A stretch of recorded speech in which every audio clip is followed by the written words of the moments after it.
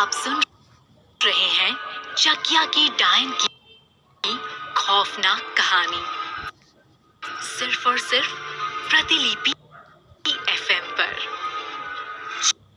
चकिया की डायन, एपिसोड 4। अभिमन्यु जब अपने गेस्ट हाउस पहुंचा तो वहां की मालकिन मास्टरनी की आवाज सुनकर उसे अचंभा हुआ, जैसे वो आवाज से बड़े अच्छे से परिचित हो। लेकिन लाइट न होने के कारण वो उसका चेहरा नहीं देख पाया। रात को जब उसने प्रीति का चेहरा देखा तो दोनों के होश उड़ गए। वो एक दूसरे को ऐसे जैसे एक दूसरे की जान ले लेंगे। उसी रात अभिमन्यु दशरथ के यहाँ जा पहुंचा और उनसे अपने यहाँ रहने की रिक्वेस्ट की, लेकिन दशरथ ने उसे प्रीति के घर में ही रुकने की सलाह दी। इधर कुछ किलोमीटर दूर एक अधेड़ उम्र का आदमी पैदल एक तरफ चला जा रहा था। उसका चेहरा गमछे से ढका हुआ था और वो अपने कदमों को बड़ी तेजी से आगे बढ़ा रहा था। वो आदमी मन ही मन प्रार्थना कर रहा था, मेरी रक्षा करना, उस चुट्टन के चक्कर में वापस आने में बहुत देर हो गई। बस कैसे भी आज किसी तरह सही सलामत उस डायन से बचा के जिंदा घर पहुंचा देना। और वो बड़बड़ाते हुए पेड़ों से घिरे हुए एक खुले मैदान की तरफ बढ़ा। सड़क के कोने में लगे बिजली के खंभे पर एक पीला बल्ब जल रहा था, जिसकी धीमी रोशनी सड़क पर बिखरी हुई थी। आदमी वो मैदान पार कर ही रहा था कि तभी उसे एहसास हुआ कि कोई उसके पीछे से गुजरा।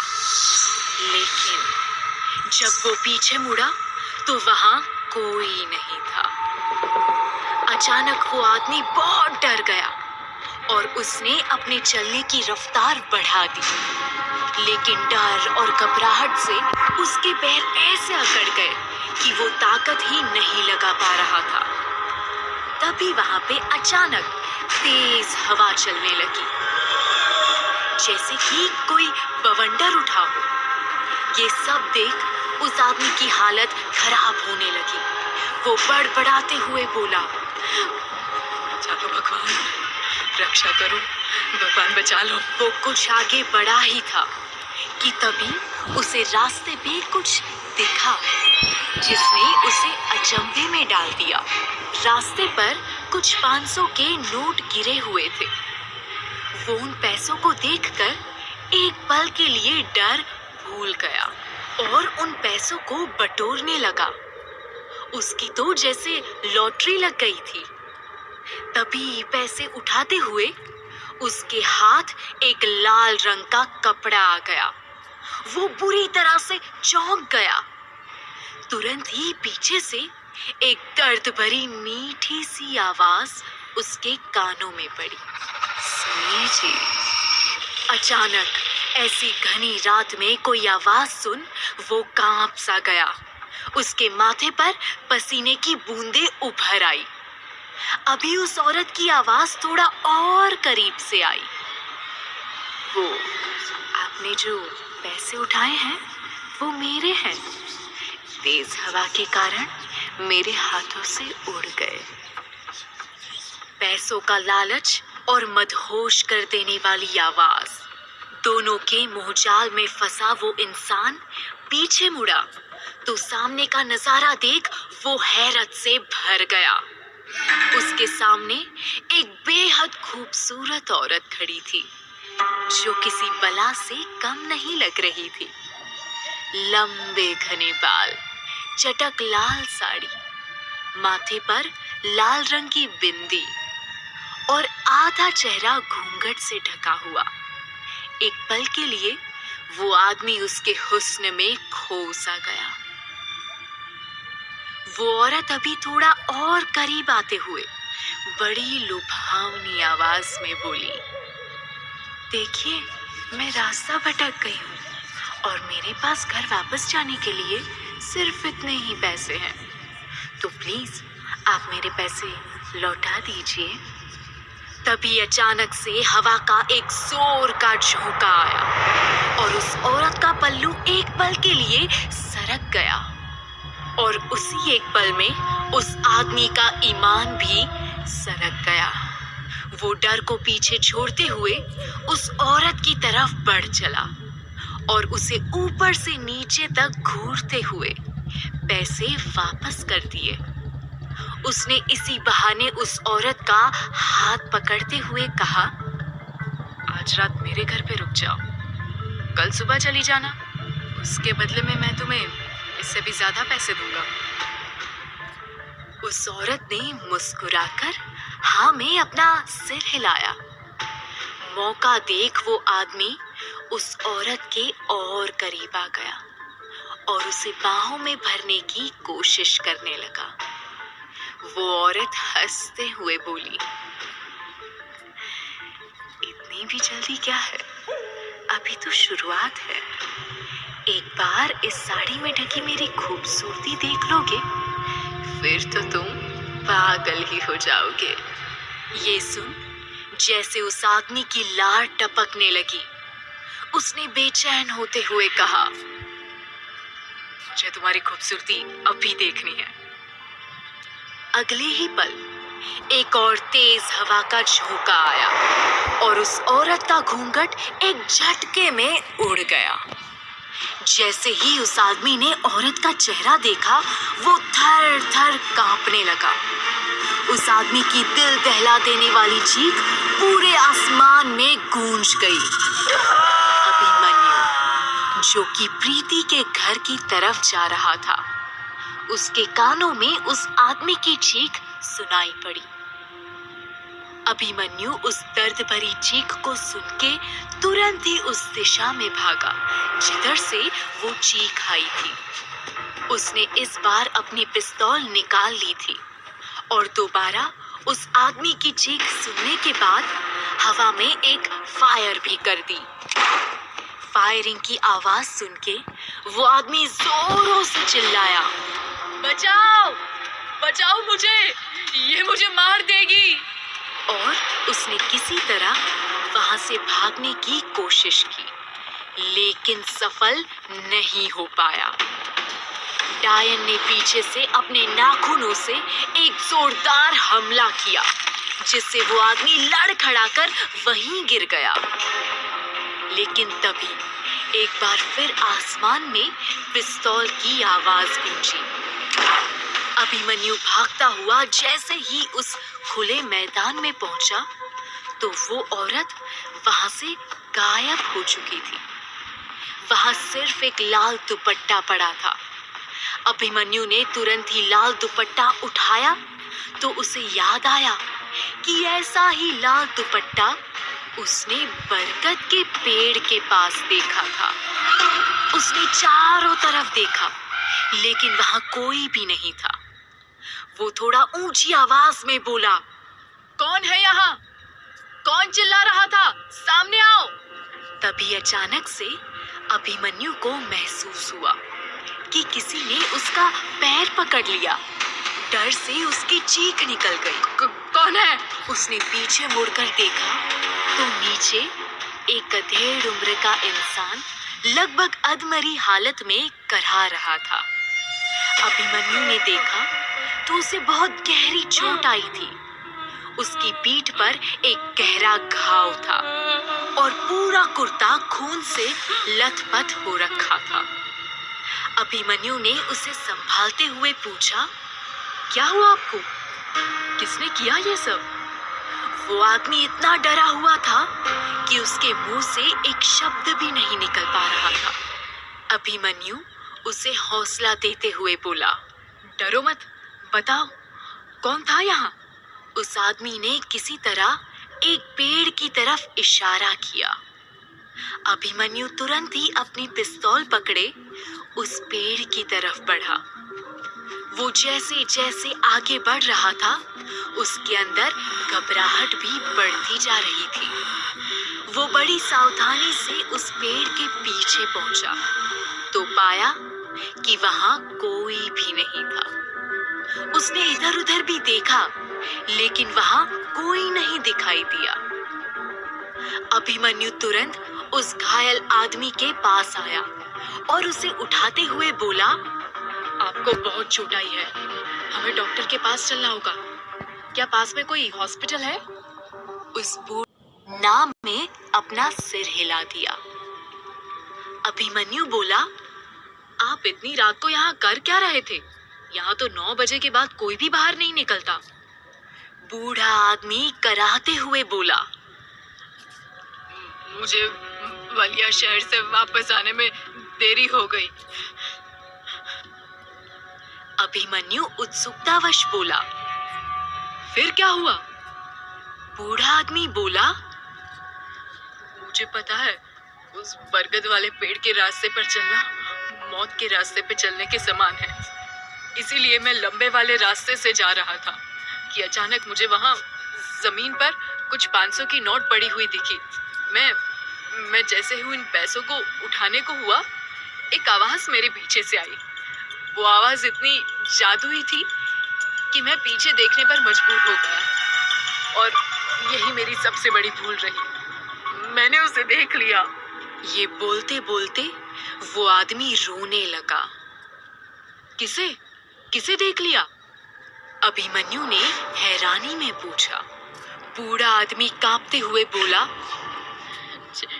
छकिया गांव की डायन को, और वो किसी को नहीं छोड़ेगी, तुम्हें भी नहीं। अभिमन्यु ने देखा कि उस आदमी की हालत खराब हो रही थी। उसने फौरन ही सरपंच को फोन मिला दिया। अभिमन्यु ने किसी तरह उस घायल आदमी को उठाया और कंधे का सहारा देकर उसको वहां से ले जाने लगा। रात बहुत हो चुकी थी और वो बूढ़ा आदमी अभी भी डर के कारण कांप रहा था। उसे अभी भी लग रहा था जैसे किसी भी वक्त उस पर हमला हो सकता है। यहाँ तक कि खुद की जमीन पर पड़ती परछाई को देखकर भी उसकी रूह कांप रही थी। अभिमन्यु ने उस आदमी का डर भांप लिया और उससे नरम आवाज में बोला, आप मेरे साथ बिल्कुल सुरक्षित हैं। अब आप पर कोई भी हमला नहीं कर पाएगा। मुझ पे भरोसा रखिए। अभिमन्यु के मुंह से ऐसे शब्द सुन उस आदमी को थोड़ी सी राहत महसूस हुई। तभी दूर से अभिमन्यु को एक गाड़ी की आवाज सुनाई दी और कुछ ही पलों में एक गाड़ी मैदान की तरफ आती दिखाई दी। वो गाड़ी अभिमन्यु के पास आकर रुकी और उसका दरवाजा खोलकर सरपंच हड़बड़ाहट में बाहर आए।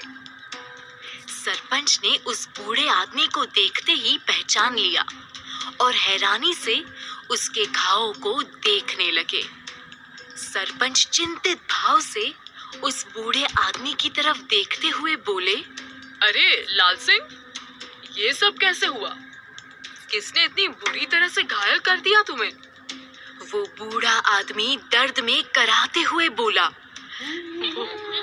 वो डायन वापस आ गई है सरपंच जी। वैसे ही नैन नक्श, लंबे बाल, वही खौफनाक आंखें, ठीक वैसे ही जैसे 25 साल पहले थे। अब वो किसी को नहीं छोड़ेगी। कुछ करिए सरपंच जी। आज मैं था, कल आप भी हो सकते हैं उसका शिकार। सरपंच ये सुनकर अचानक घबरा गए। उनके माथे पे चिंता की लकीरें उभर आई। अभिमन्यु उनके हाव भाव को बड़े ध्यान से देख रहा था।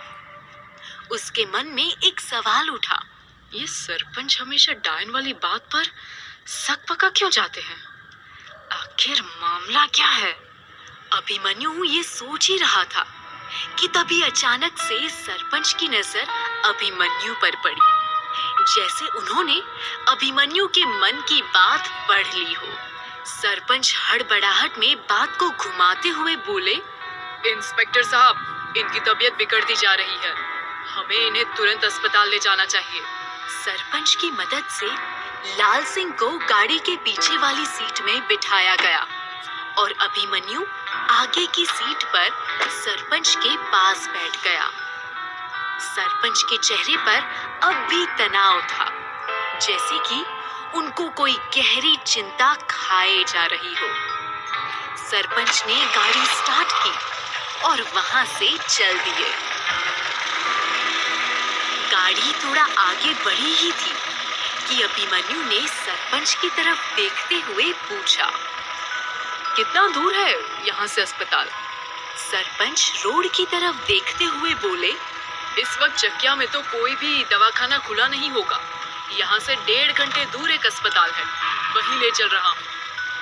अभिमन्यु ने एक नजर पीछे मुड़कर लाल सिंह की तरफ देखा, जो दर्द के मारे करा रहा था। उसका कुर्ता खून से लाल हो रखा था। अभिमन्यु ने ध्यान दिया कि लाल सिंह की आंखें बेहोशी के कारण धीमे धीमे बंद हो रही है। अभिमन्यु उसे हौसला देते हुए बोला, हिम्मत रखिए लाल सिंह जी, बस कुछ ही देर में हम अस्पताल पहुंच जाएंगे, फिर आप बिल्कुल ठीक हो जाएंगे। सरपंच तेजी से गाड़ी चलाते हुए कुछ ही समय में एक छोटे से अस्पताल के बाहर आ पहुंचे। गाड़ी रुकी और अभिमन्यु ने जल्दी से उतर के गाड़ी का दरवाजा खोला। तुरंत ही सरपंच और अभिमन्यु लाल सिंह को कंधा देते हुए अस्पताल के अंदर ले गए। डॉक्टर उसका गहरा घाव देख बोले, ये घाव तो काफी गहरा है, टांके लगाने पड़ेंगे, थोड़ा दर्द और झेलना पड़ेगा। लाल सिंह दर्द भरी आवाज में बोला, कुछ भी कीजिए डॉक्टर साहब, बस मैं अब जल्दी से घर जाना चाहता हूँ। डॉक्टर उसको भरोसा दिलाते हुए बोले, चिंता ना करो, जल्दी आप अपने घर में होंगे। वैसे ये इतना भयानक घाव आपको लगा कैसे? ये सुनते ही लाल सिंह की नजर सरपंच पर पड़ी, जो गंभीर चेहरे से उसे ही देख रहे थे। अभिमन्यु ने उन दोनों को देखा और एक बार फिर उसे कुछ अजीब सा महसूस हुआ, जैसे कि कोई बड़ा राज उससे छिपाया जा रहा हो। डॉक्टर टांके लगाते हुए बोले, लगता है किसी नुकीली चीज से वार किया गया है। लाल सिंह की आंखों के सामने एक बार फिर वो भयानक सा दृश्य घूमने लगा।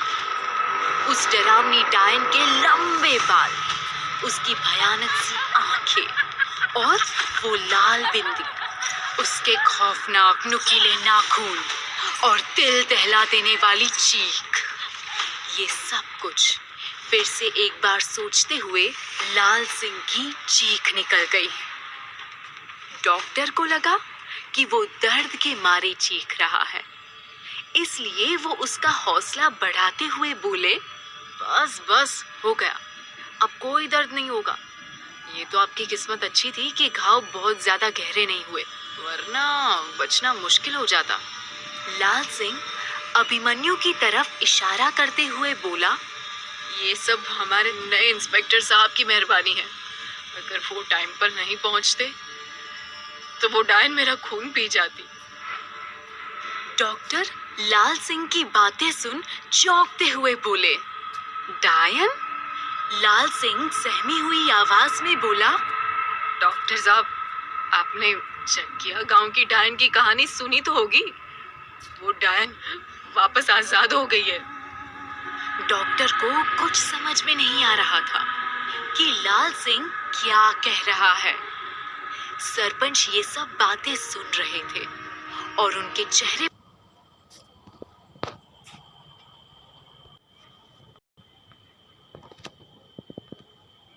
बातें सुन रहे थे और उनके चेहरे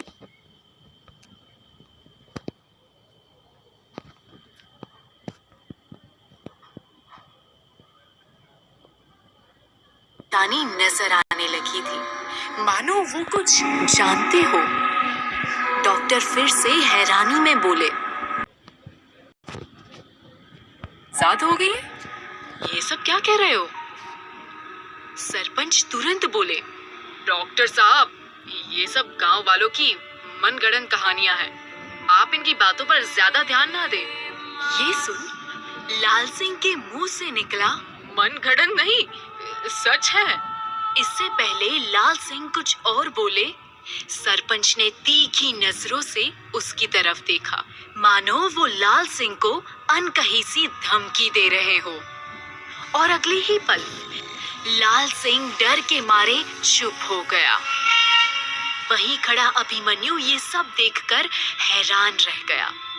उसे बड़ा अजीब लगा। उसने इतना जरूर समझ लिया कि सरपंच कुछ तो जानते हैं जो वो किसी को बताना नहीं चाहते हैं। लेकिन क्यों? ऐसी क्या बात है? क्या सरपंच अभिमन्यु की मदद करेंगे? क्या इन सब हत्याओं में सरपंच का कोई हाथ है?